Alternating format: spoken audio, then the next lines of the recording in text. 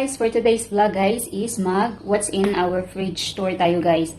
At mag-haul na rin. So ito yung ano namin guys, freezer and the fridge. So refrigerator but fridge ang tawag nila dito guys. And let's haul guys. So this is our vlog for today. And by the way guys, si Mr. nakauwi na pala guys dito sa bahay. But may ginagawa siya sa shed and he's doing some little works around the house. So I'll show you later some glimpse guys. But for now guys is tayo, what's in our fridge. So mag-tour tayo guys. So I'll show you some lang kung anong laman dito. Alright, so alright guys, let's start guys. So let's start here guys sa ating refrigerator talaga. So ayan guys, ito ang laman. Ayan, Pepsi there. Tapos ito mga meats na pang sandwich guys. Ito leftover na chips and some veggies and cheese. Tapos ginawa kong dumpling guys, leftover. And ito ay wala na to. And ito mga butter and margarine. Ayan. And some jelly guys. Bread. Ito guys, bread guys. And ito juice, tapos minced garlic na malapit na maubos guys. And then yung cocktail onion. And itong mild curry. Ayan, tapos itong dito guys is leftover na food ko. Ito yung corned beef. Siguro itapon ko na to. And then ito yung leftover na rice. And dito guys is the onions. Ayan, yung mga pang pagluto.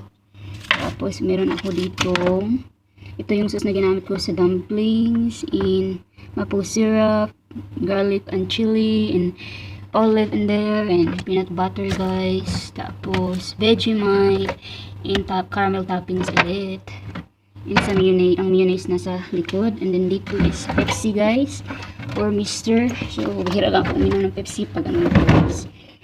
Necessary. And then dito sa the bottom is mga gulay like potato, pumpkin, carrots, cabbage, ano pa,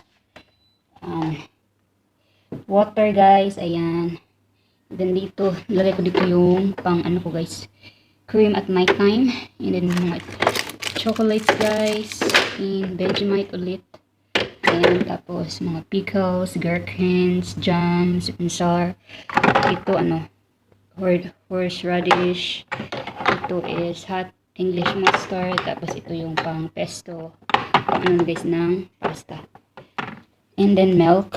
Diyan, tapos water guys. So actually juice to dati. But ubos na. So nilagyan ko ng water. Kita nyo ba? Wait. Parang blurred. Ayan, tapos milk. Ito guys, ang laman ng ating refrigerator. So, konti pa guys. Ayan. Ayan lang siya guys. Tapos, pa kami guys, grocery. Tapos, i-organize ko pa to guys. Ayan. Ayan. Close na natin. So, ayan. Mag-alarm siya guys pag longer siyang nabuksan or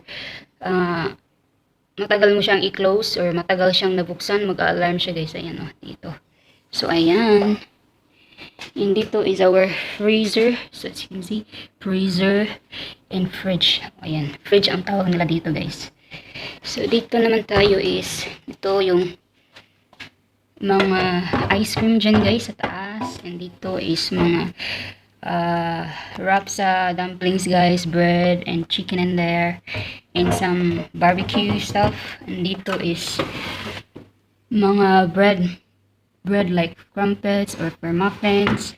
Tapos dito is freezer. Ito yung mga sa ice guys, para sa ice.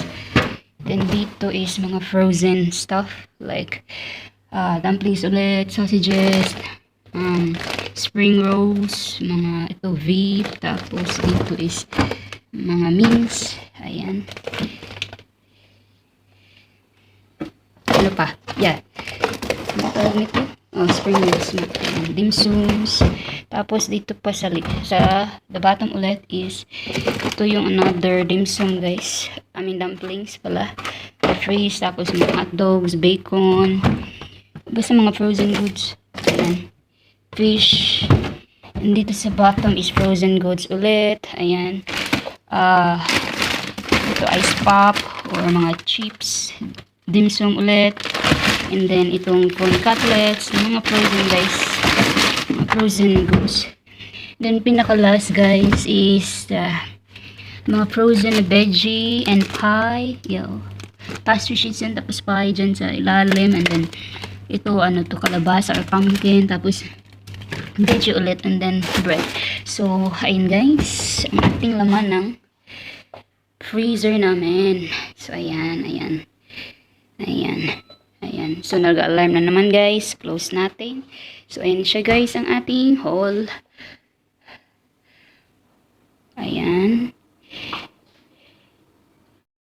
guys, minus 18. Ayan, yun yung nakalagay dyan. Tapos pwede mong i-super freeze or eco energy, or kung may child ka, pwede mong i-lock yung freezer. And then ito same guys, ayan, diba may ano alarm dyan, super cool, or holiday, or child lock. Ayan, yan siya guys, ang ating vlog for today. Ayan. Sign, huh?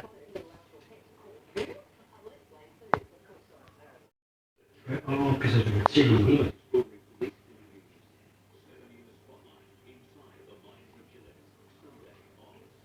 Oh, it's 700, isn't it?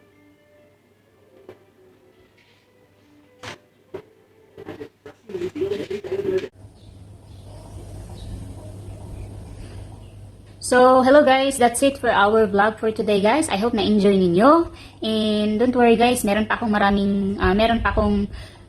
vlog guys. So, more vlogs to go pa. Nag-i-edit pa ako guys, but I try my best to edit and to upload it every 2 to 3 days.